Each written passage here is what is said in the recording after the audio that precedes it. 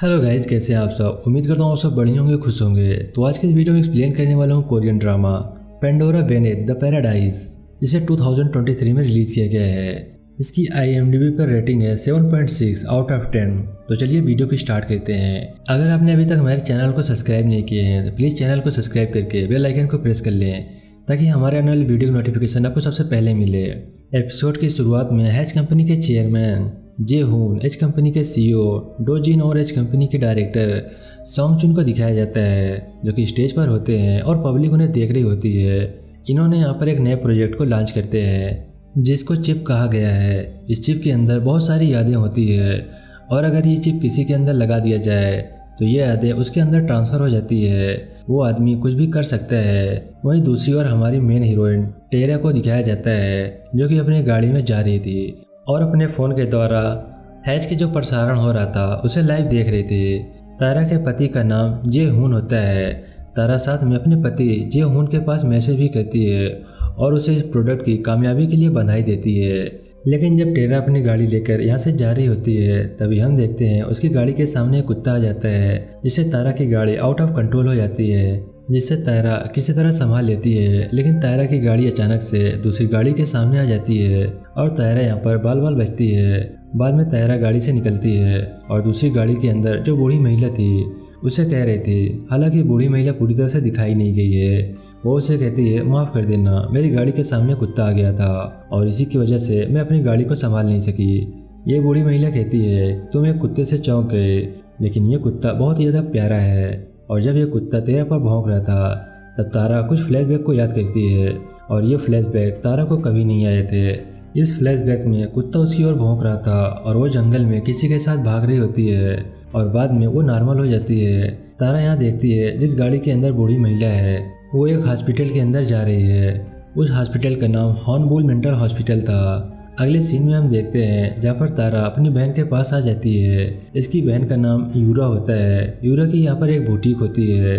तारा अपनी बहन की हेल्प करने के लिए बुटीक में आई है और यहाँ तारा को देखने से ये पता चलता है कि वो बुरी है, वो गलत काम करती है, क्योंकि जब तारा ऊपर चढ़ी हुई थी और बुटीक में हेल्प करा रही थी तभी हम देखते हैं यूरा एक रस्सी को खींच लेती है। में भी ये तार होता है और ये खींचने के बाद तारा नीचे पड़ने लगती है।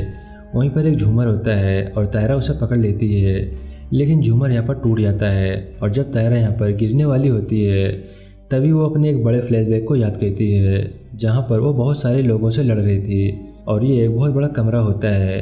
इस बड़े सीन को याद करने के बाद तारा अचानक से नीचे गिर पड़ती है। जब तारा अपने फ्लैशबैक से लड़ रही थी तब उसने कैदी के कपड़े पहने हुए थे। वहीं दूसरी ओर दिखाया जाता है कि चिप को एक चैंपियनजी पर लगाया जाता है। इस चैंपियनजी का नाम रेड होता है और रेड से यहाँ पर गेम खिलाया जाता है, जहाँ पर रेड अकेला होता है और इसके सामने 99 प्लेयर होते हैं। यहाँ पर 100 प्लेयर थे जिनमें एक रेड होता है, जिसको 99 प्लेयर से लड़ना था और यहाँ पर रेड गेम आसानी से जीत जाता है और पब्लिक को विश्वास हो जाता है कि ये चिप बहुत बढ़िया है।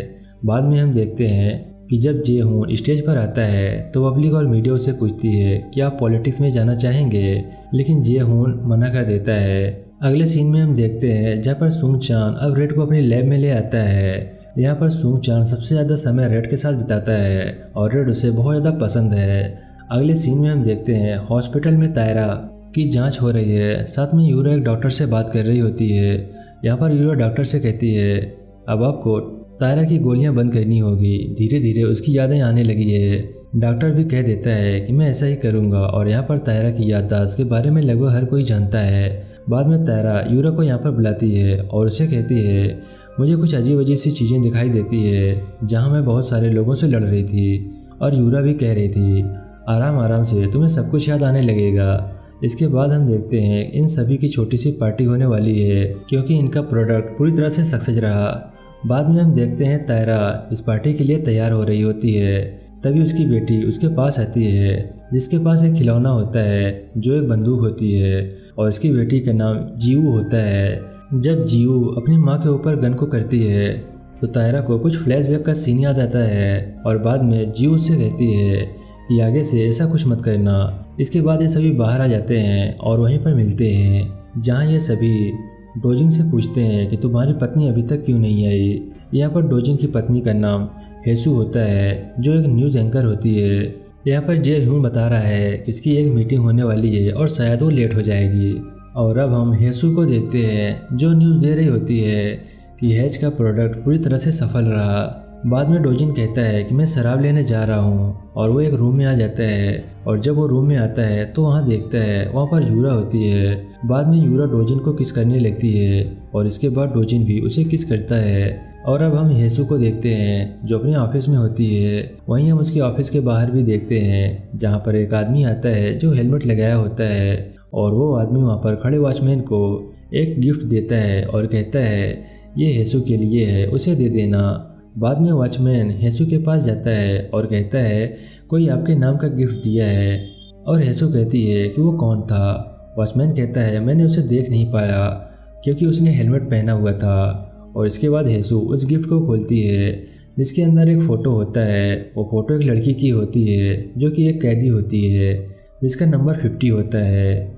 और उस फोटो के पीछे कुछ अक्षर लिखे होते हैं जिसमें लिखा था कि 50 नंबर है, इसी ने तुम्हारे पिता को मारा था जिसका नाम टाइसू था जो कि पूर्व राष्ट्रपति रह चुके हैं। और कुछ दिनों पहले ही हेसू के पिता की डेथ हो गई थी जहां पर वो राष्ट्रपति के लिए शपथ समारोह में गए थे। अगले सीन में हम देखते हैं कि हेसू अब पार्टी के अंदर आ जाती है जहां पर वो तायरा से मिलती है। तायरा पूछती है तुम्हारी मीटिंग का क्या हुआ।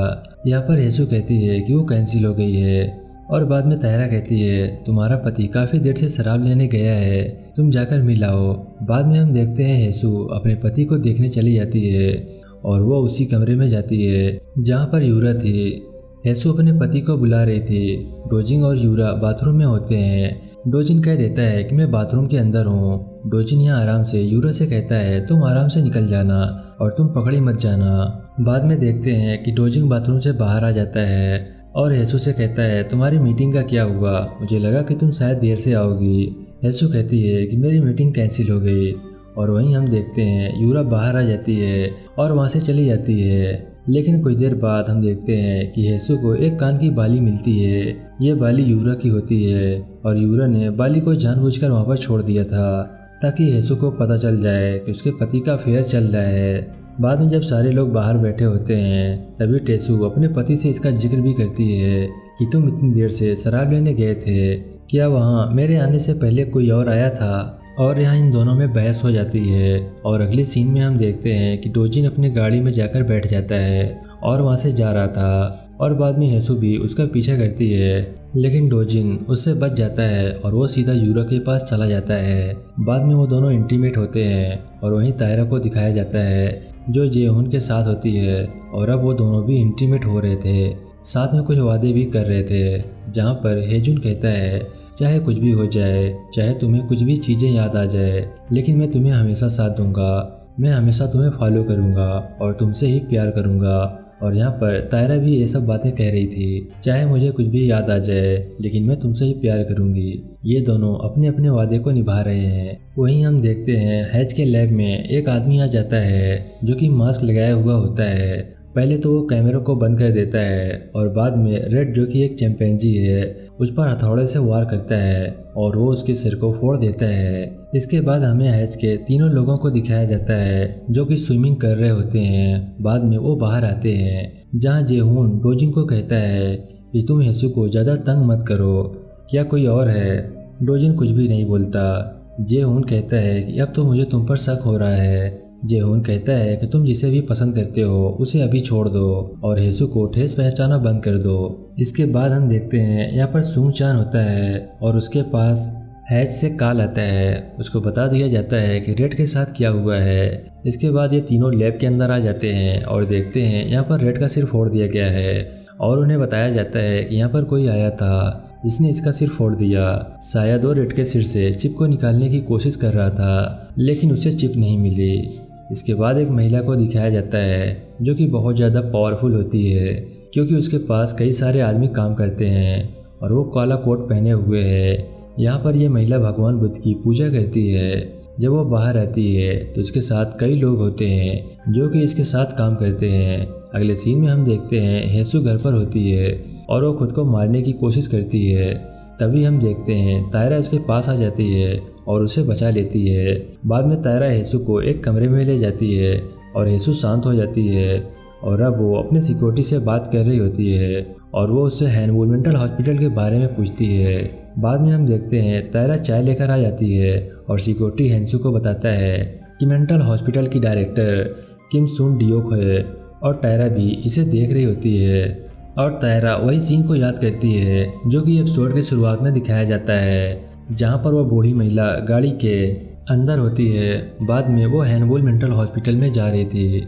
बाद में तायरा हेसू के पास आती है और उससे पूछती है तुम हैनवुड मेंटल हॉस्पिटल जांच क्यों कर रही हो। बाद में हेसू कहती है कि ये एक सीक्रेट है और इसे किसी को बताना मत। अब हेसू तायरा को वही फोटो दिखाती है जो डिलीवरी बॉय लेकर आया था। हेसू तायरा से कहती है कि ये वही लड़की है जिसे 50 नंबर कहा जाता है और जिसने मुझे ये दिया था। उसका कहना है कि इसने मेरे पिता को मारा है। तायरा कहती है ये फ़ोटो कौन लेकर आया था। हेसू कहती है मुझे नहीं पता क्योंकि वो हेलमेट पहना हुआ था। हेसू यहाँ पर हैनवुड मेंटल हॉस्पिटल जाने की बात कर रही है। तायरा कहती है मैं भी चलूँगी। बाद में हम देखते हैं वो दोनों हैनवुड मेंटल हॉस्पिटल आ जाती हैं और तायरा को कैदी वाले कपड़े दिखते हैं और तायरा उसको फॉलो करने लगती है और हेसू अंदर चली जाती है। हेसू यहाँ पर पूछ रही होती है मुझे इस लड़की को जानना है, लेकिन यहाँ पर 2 नर्स होती हैं और वो कहती है कि हम इसे नहीं जानते और हम आपको बता भी नहीं सकते, इसीलिए हमें माफ़ कर देना। और बाद में वहाँ पर हॉस्पिटल का जनरल मैनेजर आ जाता है जिसका नाम ग्यो ताई होता है। हेसू कहती है मुझे एक टिप मिली थी, उस टिप के अकॉर्डिंग ये बात है कि इस लड़की ने मेरे पिता को मारा था। जो गुताई पूछता है तुम्हारे पिता कौन थे और हेसू बताती है कि मेरे पिता पूर्व राष्ट्रपति हैं। इसके बाद हम तायरा को देखते हैं जो कि उस कपड़े को फॉलो करती हुई उस अनजान जगह पर आ जाती है। वो वही कमरा था जो उसके फ्लैशबैक में दिखाई दिया था, जहाँ पर वो लोगों से लड़ रही थी। यहाँ पर वो लड़की भी मिलती है जो उससे वहाँ पर लड़ रही थी, जहाँ तायरा कहती है कि शायद वो लड़की मैं ही हूँ। बाद में हम देखते हैं उसे अंदर से कोई पुकार रहा था, हालांकि वो रियल में नहीं पुकार रहा था, वो केवल तायरा के सपने में चल रहा था। वो लड़का कह रहा था कि 50 नंबर यहाँ आओ।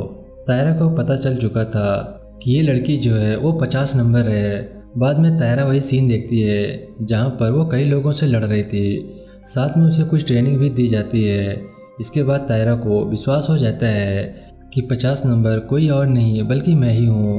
वो कहती है यानी मैंने ही हेसू के पिता को मारा था। और यहीं पर ये एपिसोड समाप्त हो जाता है। आई होप कि वीडियो आपको पसंद आया होगा। वीडियो अच्छा लगा तो प्लीज़ वीडियो को लाइक करके चैनल को सब्सक्राइब करना मत भूलिएगा। मैं मिलता हूँ इसके नेक्स्ट वीडियो में, तब तक के लिए बाय बाय।